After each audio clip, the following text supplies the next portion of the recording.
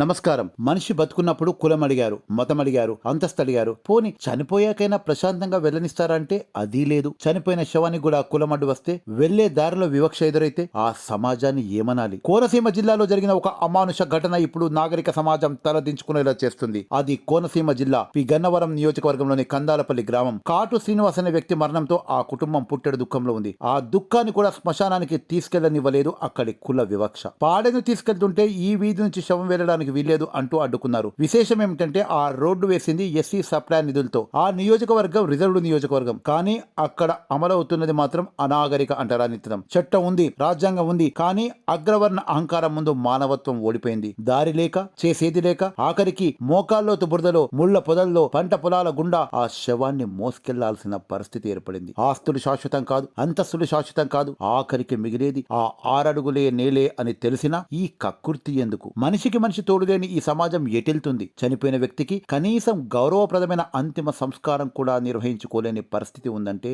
మనం మనుషులమని చెప్పుకోవడానికి అర్హులమేనా? కులాల కుంపట్టు చల్లారేది ఎప్పుడు? మనిషిని మనిషిగా చూసే రోజు వచ్చేది ఎప్పుడు? ఈ ఘటనపై మీ అభిప్రాయాన్ని కామెంట్ చేయండి. సాటి మనిషికి గౌరవం ఇద్దాం, కనీసం చావులోనైనా.